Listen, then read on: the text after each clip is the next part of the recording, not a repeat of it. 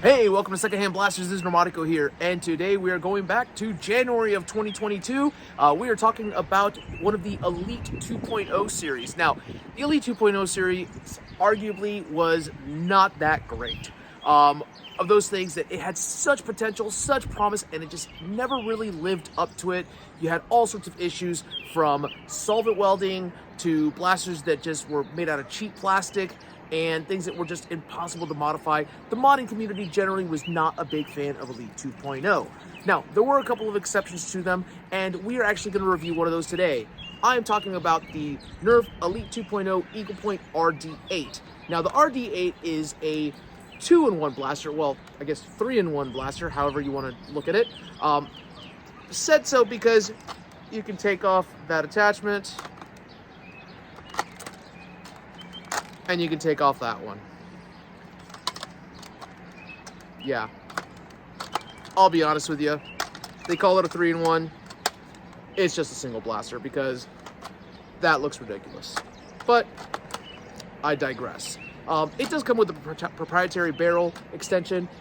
I say proprietary because this will not really match with any other blaster, not when it comes to the actual seam. As you can see, that this right here, that is made to mold with the actual body of the blaster itself. And it is all bright orange. They could have at least painted this part the blue with the orange. Now, it does come with 3 tactical rails. You have, of course, the tactical rail on top, where I have the scope. You have 1 tactical rail down here in the part of the main body, and then the actual barrel extension has a tactical rail up here. All the tactics are included for you. With this blaster, it does come packaged with 16 darts. You have 8 of the standard blue Elite 2.0 darts, and then, of course, 8 of the orange Elite 2.0 darts, which, I'll be honest with you, I kind of like the color scheme here with these darts because they're easier to find in the grass, and that orange, it is very bright.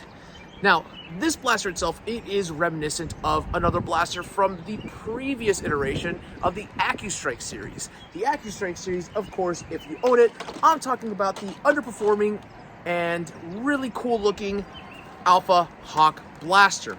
As you can see, it is a bolt action with a rotating barrel. The main difference between the two blasters is, of course, that this one actually does have the barrel that pops out, much like the old Maverick, or I should say the Spectre.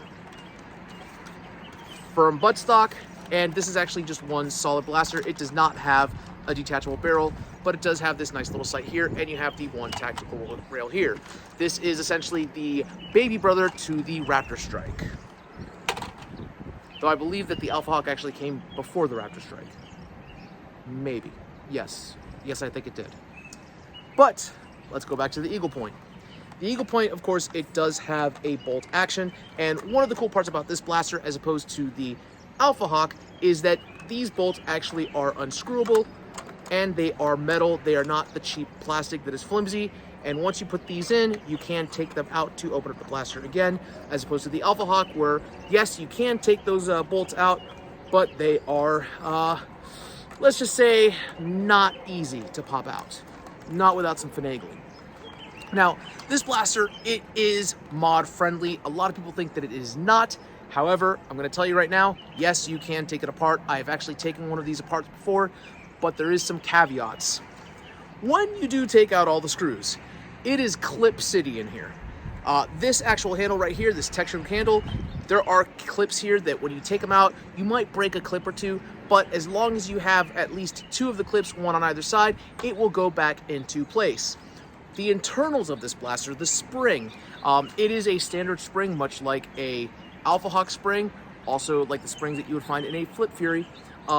These blasters, these springs, the housing, the plunger tube, the plunger rod, it is all encased in a white cage. At least I remember it being white. That it is also clipped together. It is kind of a pain in the rear end.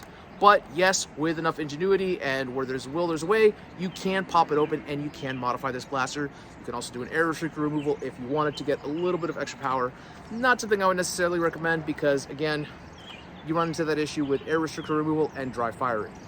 It does promote up to 90 feet, and I'll be honest with you, I don't necessarily think it is that powerful. But we will see. I'm going to actually run this through the chronograph, and we're going to do a distance test if the weather holds, and we're going to check out the accuracy. I do not believe that this is going to be a very accurate blaster using the provided darts, so we are going to switch out and use some chili darts because they tend to fly straighter than the Elite 2.0s, which unless you're shooting something at 150 feet per second, which I don't know why you would use an Elite dart for that, but science. Unless you're doing that, they tend to veer off course pretty quickly. So let's go and actually run these numbers, and then we'll be back with my final thoughts regarding the Elite 2.0 Eagle Point RD-8.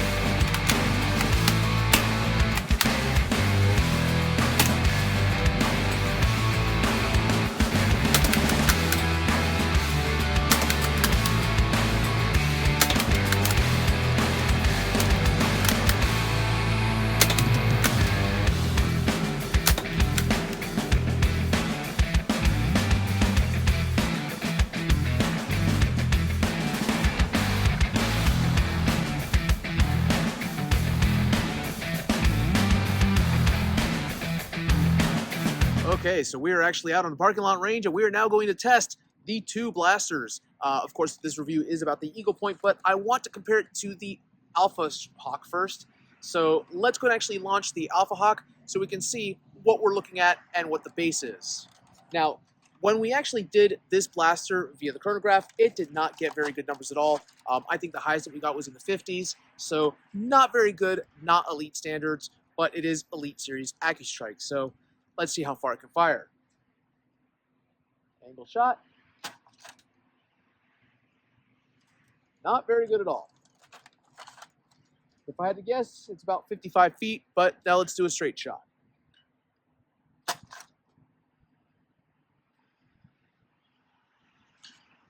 Less than 20 feet.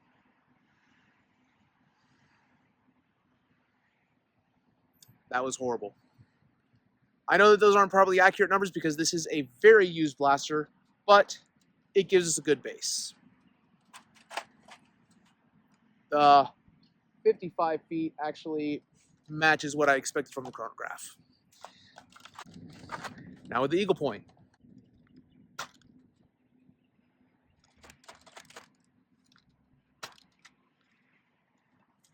The box does say up to 90 feet.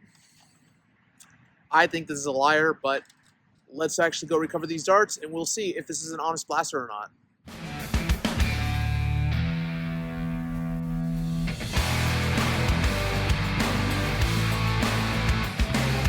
So with an angled shot hitting 75 feet, this does not pass the smell test when it comes to the box promoting 90 feet. There is no actual tailwind. Maybe it'll hit 90 feet if you actually have like a 30-mile-an-hour tailwind and some gusts that go up to 60 miles an hour and it catches air. Maybe. But yeah, no. It is fun though. The straight shot did get around 45 feet and the Accustrike actually got up to 65 feet, which is pretty okay. That's all I can say. Up next, the accuracy test and my final thoughts regarding the Eagle Point.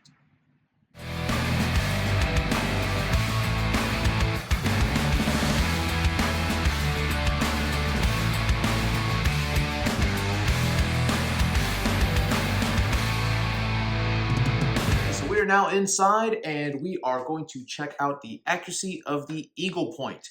Now, as you saw from the distance test, this did not meet the 90 feet that was promised on the box. Well, it says up to 90 feet, so technically it didn't really break a promise because it was very vague. However, it didn't come close to 90 feet.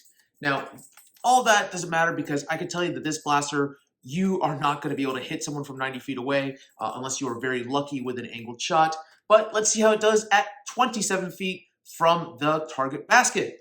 We have Adventure Force waffle darts here, and we're going to see how these fly, because obviously the Elite darts will, well, they'll almost very rarely ever hit a target.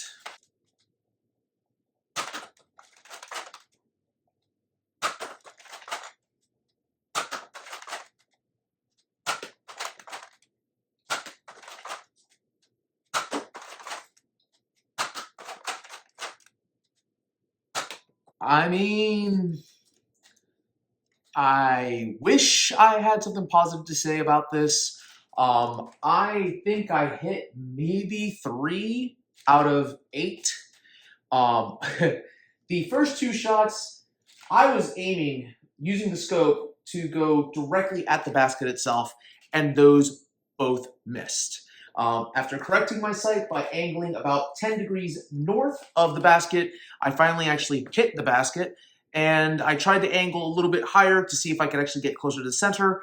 That failed. So I'll have to say that this blaster, the accuracy is hit or miss, even with the actual extended barrel, which is supposed to promote long distance accuracy.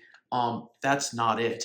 Now, I'm actually going to talk about this scope really quick, and I'll go over more into the final thoughts. This scope, probably not that great. It is misleading, and we'll discuss it more in my final thoughts. Here are the numbers regarding the accuracy test.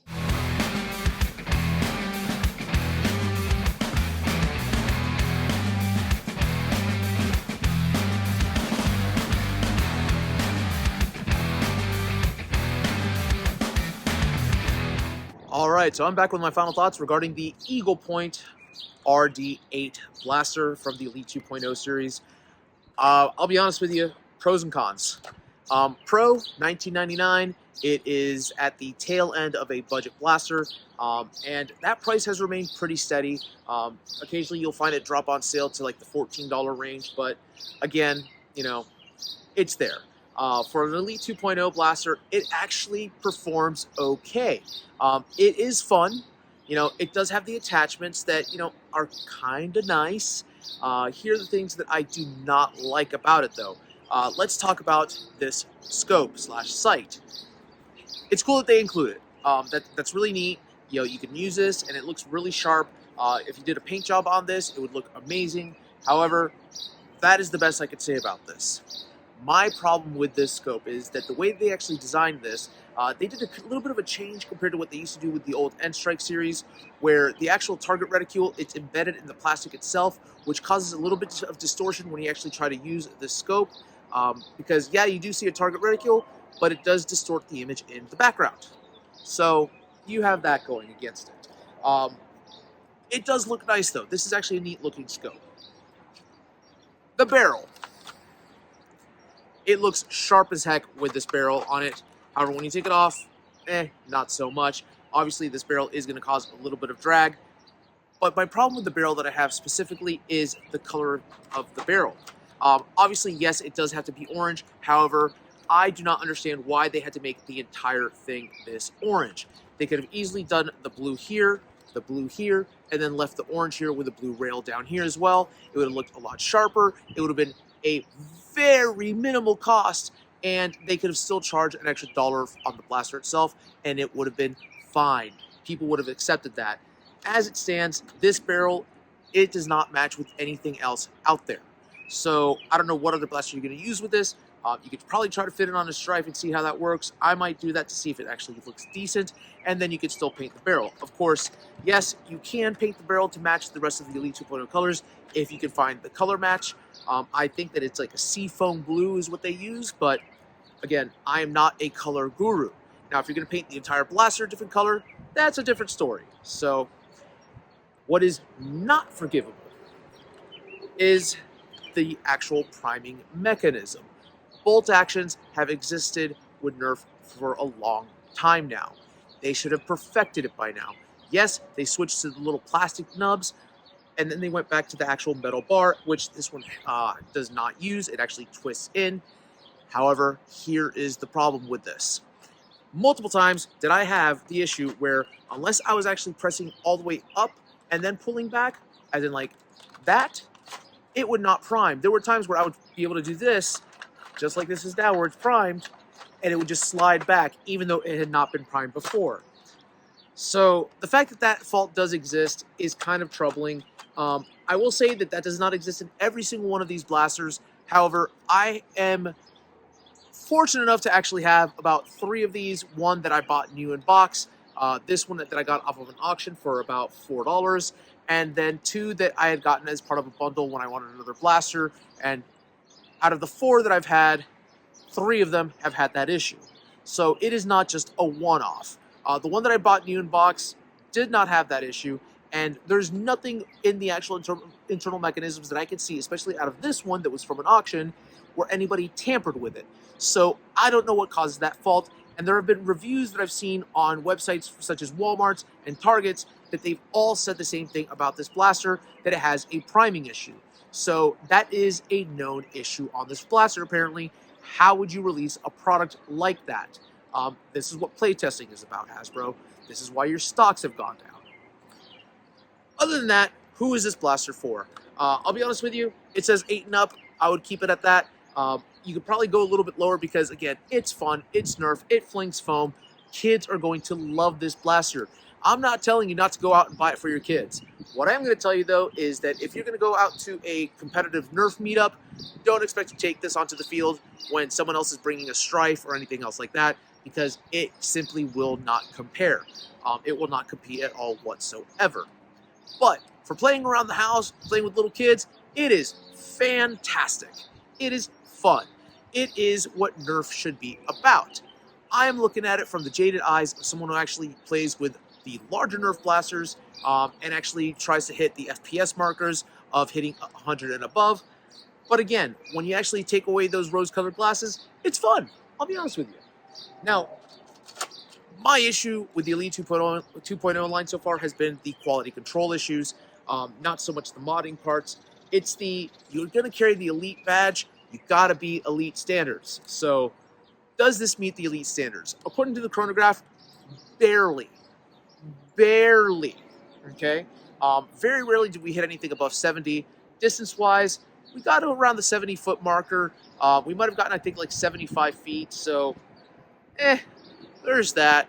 But again, you know, when you have other blasters that cost less or right around the same that are going even further and actually flying faster, it's kind of hard to look at this one with a serious look. I'll be honest with you. If they want to stay competitive when it comes to dealing with Dart Zone or dealing with Zuru, they're going to have to up their game, and it's not going to be on the backs of Rival. It's going to have to be on the backs of the actual standard length darts or switching to half-length darts. Modability of this blaster. I'll be honest with you. I have opened one of these up before. Yes, you can modify it. It is a pain, but yes, it is possible. Do not listen to other people that tell you that no, you cannot modify it. There is no solvent welding on this blaster itself. So that being said, be prepared to actually use a flathead screwdriver to try to pry open clips, because if you want to do that, it is Clip City in here, but it can be done. I have done it before. I want to thank you all for watching Secondhand Blasters. Until next time, keep on blasting.